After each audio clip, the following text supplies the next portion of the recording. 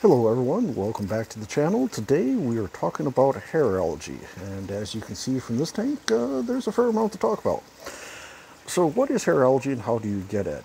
Hair algae is a multicellular algae, kind of looks similar to grass, the way it just blows around in the tank.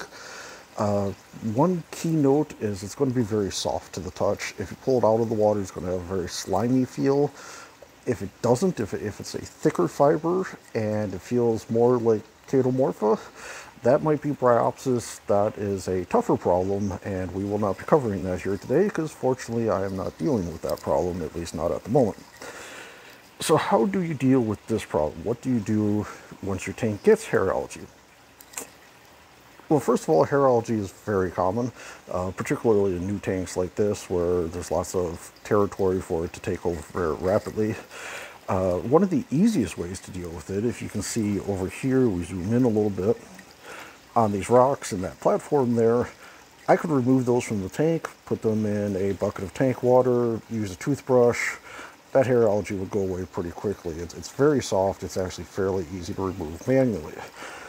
Since it doesn't really bother me and it's not really causing any problems for the tank, for the moment I'm going with a more natural approach. If we kind of look down here, my camera will focus. There we go. You can see the tuxedo urchin down here is kind of going to town.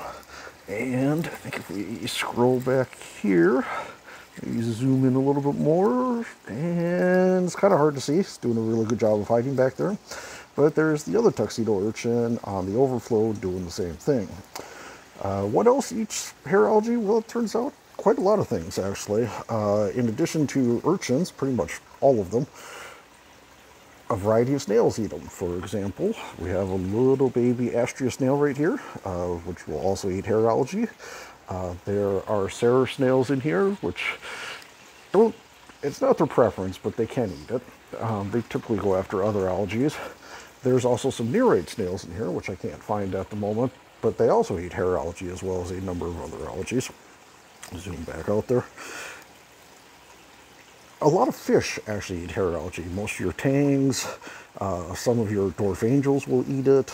Lawnmower blennies will eat hair algae, but they like you to trim it up first. They don't like it when it's long like this. They like it when it's short. So that's just a quick note. If you are going to get a lawnmower blenny to deal with this problem, you're probably going to have to mow your hair algae before it really goes after it. Another really good animal that loves to eat hair algae is emerald crabs. And there are two of them in this tank. They are both females.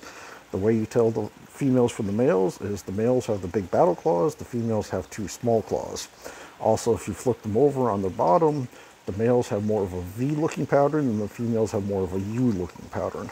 The females tend to be less aggressive and are less likely to have other problems.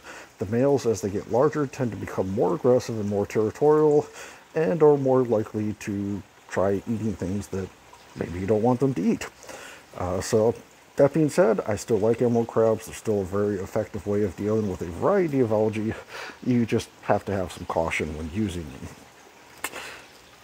Anyways, that's about it for this video. Hope you learned something, and thanks for watching.